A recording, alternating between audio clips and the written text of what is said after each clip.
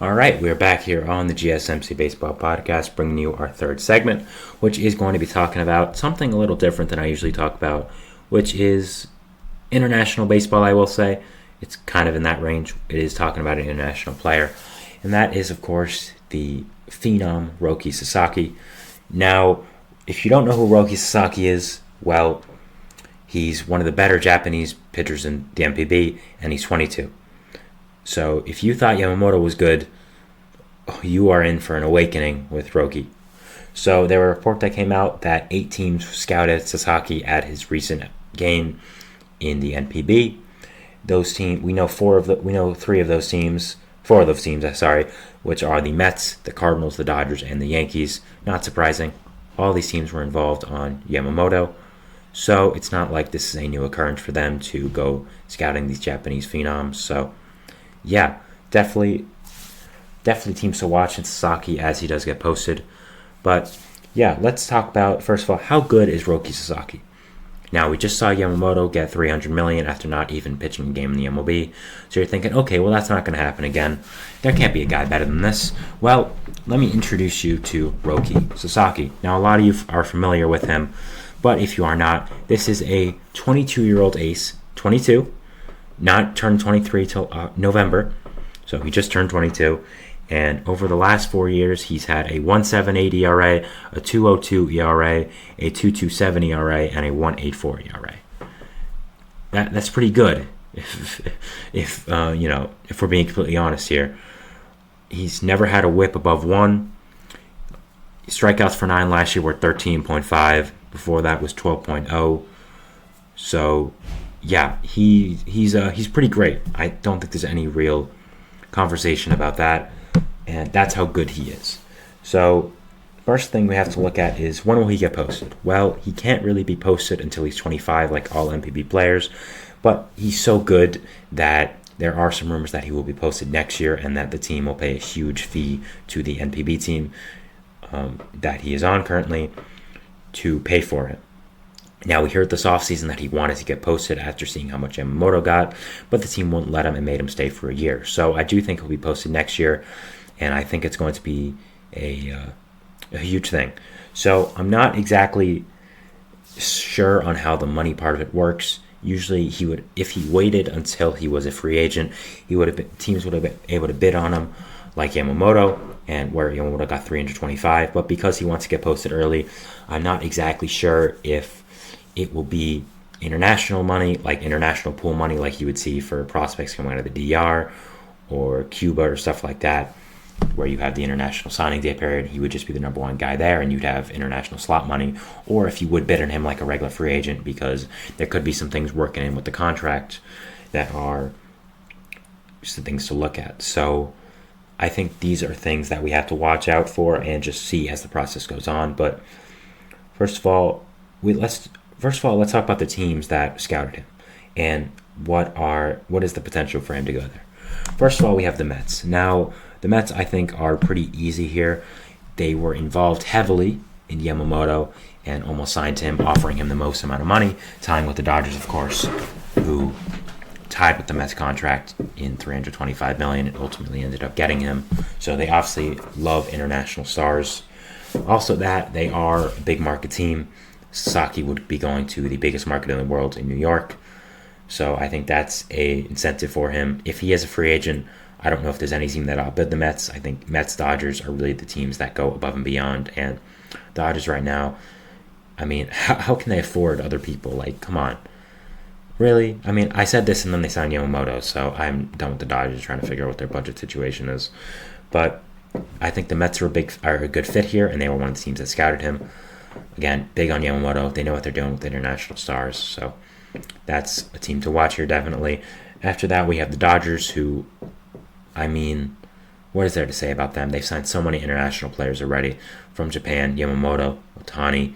They've had a history of it as well, of international players with Hideo Nomo. They also had Fernando Valenzuela, who, of course, was not Japanese, but was a big international star. So the Dodgers know how to do that. They have a very diverse fan base who would definitely accept Sasaki as being an MLB guy. He'd have friends already that he can communicate with Ohtani, with Yamamoto. So Dodgers, of course, are a big fit. They're a big fit with any Japanese star nowadays because of the connection they've had over there, with them having the greatest Japanese player to walk the earth in Ohtani, one of the better of all time in Yamamoto, who did great in his MLB debut, by the way. Excited for that. So, yeah. So the Dodgers, of course, are a big fit here. Then you have the Yankees. I mean, if it's the Yankees, they're always going to be involved in these people. Again, they were also very involved in Yamamoto.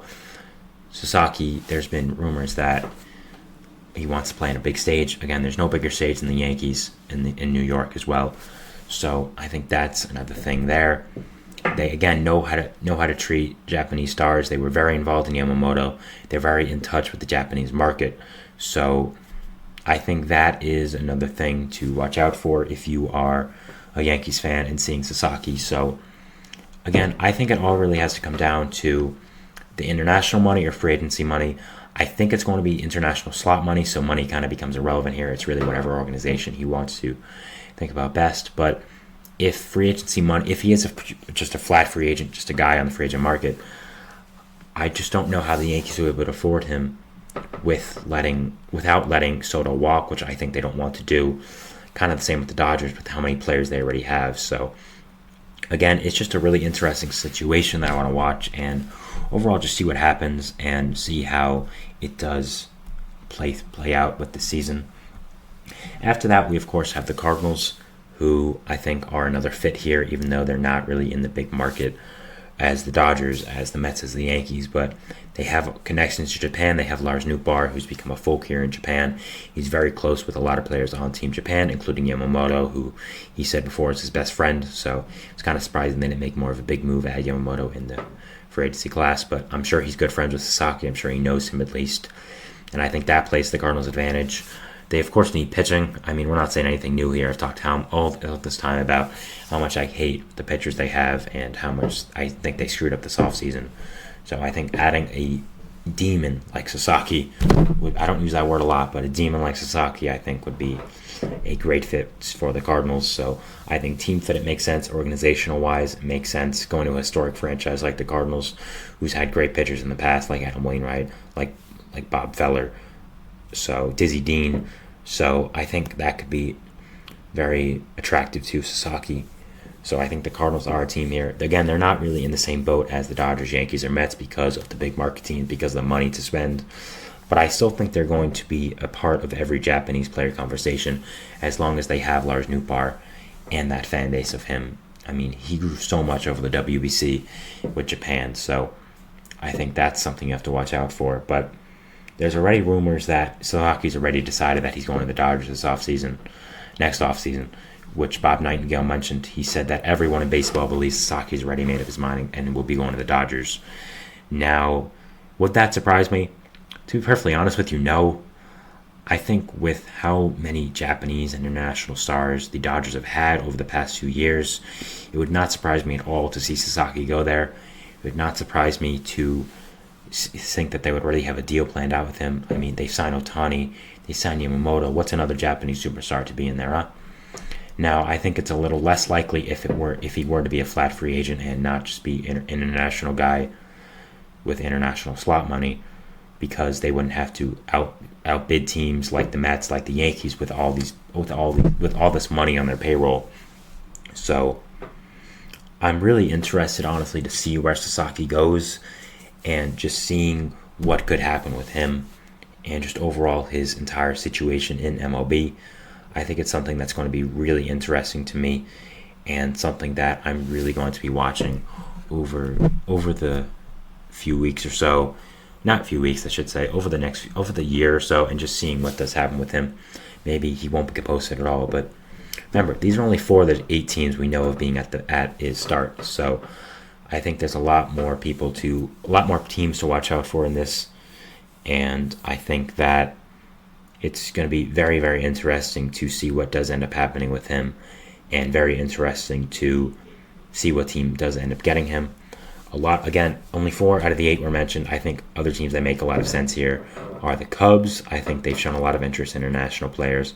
Diamondbacks as well. Padres, of course. I mean, AJ Preller just mentioned Sasaki in a press conference by name, which is really strange. I don't know what was up with that. I don't really know we have any more updates on that, but that was something strange. So there's going to be a lot of teams involved with Sasaki, and I think this is a growing story over the next few years, and something that is going to be very interesting to watch and see as the season does go on, and as Sasaki's season does go on, and as more people hear about him and know about him. So yeah, very interested to see where this does end up going. And yeah, just a really interesting story to talk about here, and something that I'm going to be very interested in hearing about and talking about. So yeah, not much else to say there. And I think, again, this is a really interesting story, a really fun story, with all these Japanese players coming to the MLB. Again, we have Muneta Murakami. I apologize again if I pronounced that name wrong, but he is a third baseman, big lefty power bat, a guy who's very, very good and is going to be in MLB the next few years.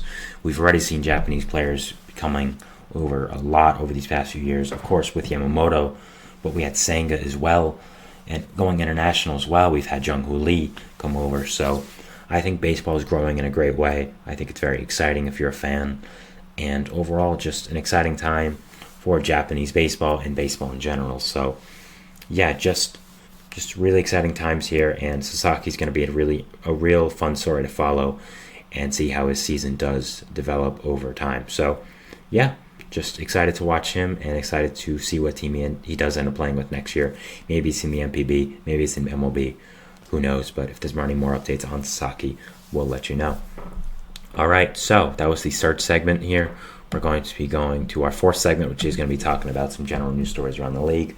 There was a lot of news stories over the weekend, so I'm excited to touch upon those and talk about it. And yeah, we go into our fourth segment, and we'll see you guys after that. So thanks, and bye.